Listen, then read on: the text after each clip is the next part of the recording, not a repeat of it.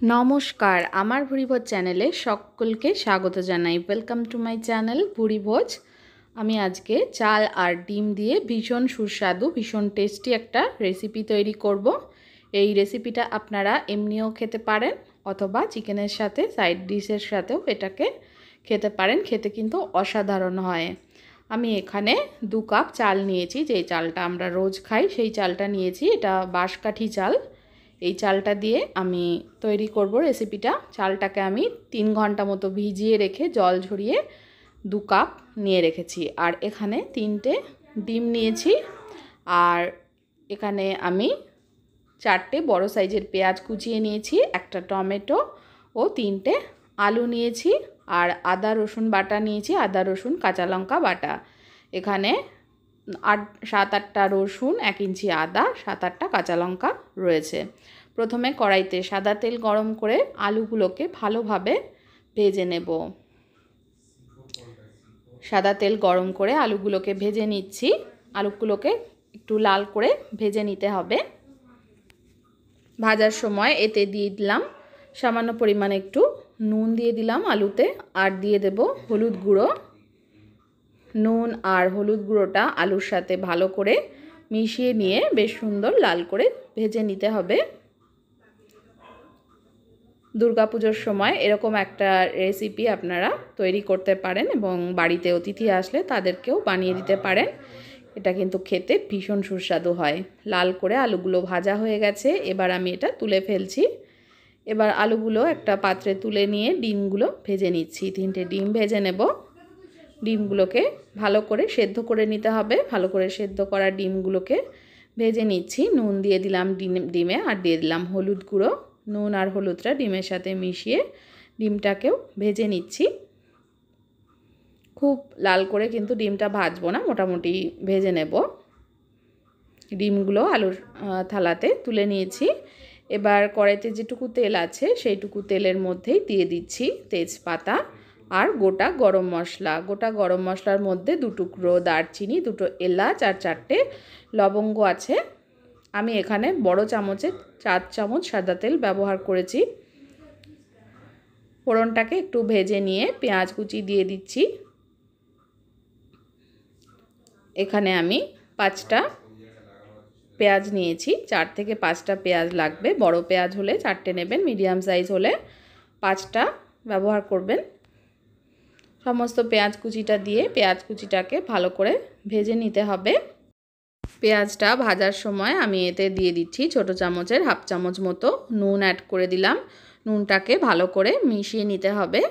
পেঁয়াজটা একটু ভেজে নিয়ে তারপরে নুনটা অ্যাড করলাম। 1-1.5 মিনিট মতন ভাজার পরে 1/2 চামচ নুন অ্যাড করে দিলাম।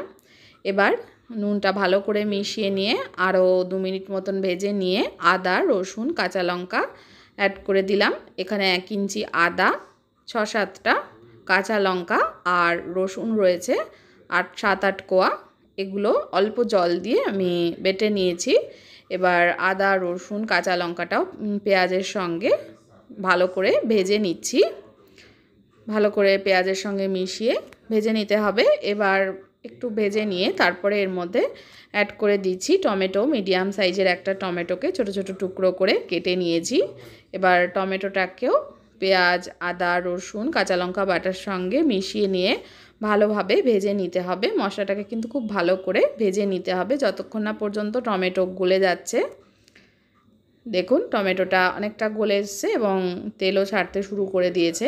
এর মধ্যে দিয়ে দিলাম ছোট চামচের 1/2 চামচ হলুদ গুঁড়ো। হলুদ গুঁড়োটাকেও ভালো করে মিশিয়ে নিচ্ছি।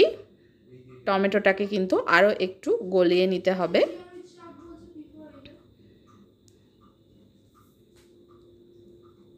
দেখুন টমেটোটা গলে এসছে, মশলা থেকে তেল ছাড়তে শুরু করে দিয়েছে। এবার দিয়ে দিচ্ছি ভেজে রাখা আলুগুলো। প্রথমে যে আলুগুলো ভেজে রেখেছিলাম সেগুলো এবার মশলার সঙ্গে কষিয়ে নিতে হবে। ভালো করে মিশিয়ে নিয়ে 2 মিনিট মতন কষিয়ে নেব। আরও কষানো হয়ে গেছে। এবার দিয়ে দেব ভিজিয়ে রাখা চালগুলো দিয়ে দিচ্ছি।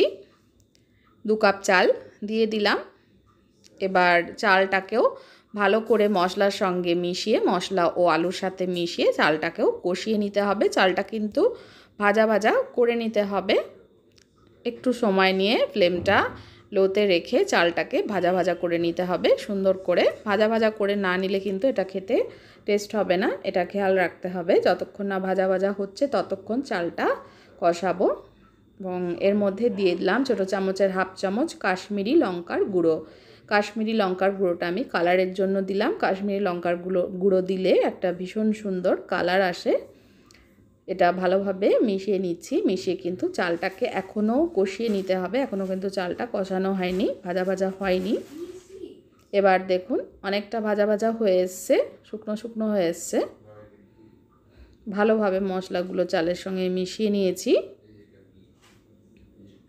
এবার আমি এতে অ্যাড করে দেব 4 কাপ জল। যেই কাপের চাল আমি 2 কাপ চাল নিয়েছিলাম সেই কাপেরই 4 কাপ জল অ্যাড করতে হবে, মানে দ্বিগুণ জল লাগবে। আপনি যদি 1 কাপ চাল নেন তাহলে 2 কাপ জল দিতে হবে। আমি এখানে 2 কাপ চাল নিয়েছি, তার জন্য 4 কাপ জল দিয়ে দিলাম। এবার জলটা সম্পূর্ণ দেওয়ার পরে ভালো করে মিশিয়ে নিতে হবে জলের সাথে। মিশিয়ে নিয়ে আমি এর মধ্যে দিয়ে দেব স্বাদ মতো নুন। প্রথমে আমি নুন অ্যাড করেছি পেঁয়াজ ভাজার সময়, তাই ছোটো চামচের হাফ চামচ মতো নুন অ্যাড করলাম। ভালো করে নুনটা মিশিয়ে নিচ্ছি। নুনটা মেশানো হয়ে গেলে এটাকে 15 মিনিটের জন্য ঢাকা দিয়ে রাখবো। মিডিয়াম ফ্লেমে রেখে 15 মিনিট এটা ঢাকা দিয়ে রেখেছিলাম। মিডিয়াম টু লো ফ্লেমে রেখে 15 মিনিট মতো ঢাকা দিয়ে রেখেছি। এবার দেখুন এখনও একটু কিন্তু জল জল ভাব আছে 15 মিনিট পরেও। এবার তলা থেকে একটু নেড়েচেড়ে নিচ্ছি। তলা থেকে নেড়েচেড়ে নিয়ে আমি এর মধ্যে ভেজে রাখা যে ডিমগুলো সেটা দিয়ে দিচ্ছি। ডিমগুলো দেওয়ার পরেও কিন্তু আরও 2 মিনিট মতো চালটাকে নাড়াচাড়া করে ডিমটাকে ভালো করে মিশিয়ে নিতে হবে। চালে এখনও সামান্য পরিমাণে একটু জল রয়েছে, সেটাকেও শুকিয়ে নেব। এবার একদম শেষে দিয়ে দিচ্ছি ছোটো চামচের 1 চামচ চিনি। যেহেতু এটা পোলাওয়ের মতন হবে খেতে, তার জন্য একটু মিষ্টি মিষ্টি ভাব থাকবে, সে কারণে চিনিটা দিলাম। চিনিটাকেও ভালো করে মিশিয়ে নিচ্ছি। চিনিটা ভালো করে মেশানো হয়ে গেলে এবার দিয়ে দিচ্ছি ছোটো চামচের 1 চামচ গরম মশলা গুঁড়ো। গরম মশলাটা ভালোভাবে পোলাওয়ের সাথে মিশিয়ে নেব। আর দিয়ে দিচ্ছি গোটা গোলমরিচ, 7-8টা গোটা গোলমরিচ দিয়ে দিলাম। খুব সুন্দর একটা গোলমরিচের গন্ধ আসবে খেতে, আর মুখে পড়লেও কিন্তু ভীষণ ভালো লাগে, তাই গোটা গোলমরিচটা অ্যাড করলাম। এই মশলাগুলোকে ভালোভাবে ভাতের সাথে মিশিয়ে নিচ্ছি। মেশানো হয়ে গেলে একদম শেষে দিয়ে দেব ঘি। ছোটো চামচের 1 চামচ ঘি অ্যাড করে দিলাম। ঘিটাকেও ভালো করে মিশিয়ে নিলেই ডিম আলু পোলাও একদম তৈরি হয়ে যাবে। রেসিপিটা খেতে কিন্তু অসাধারণ লাগে, এটা অবশ্যই আপনারা বাড়িতে ট্রাই করবেন। আর ভালো লাগলে আমার চ্যানেলটাকে সাবস্ক্রাইব করতে ভুলবেন না। রেসিপি দেখার জন্য সকলকে অনেক ধন্যবাদ।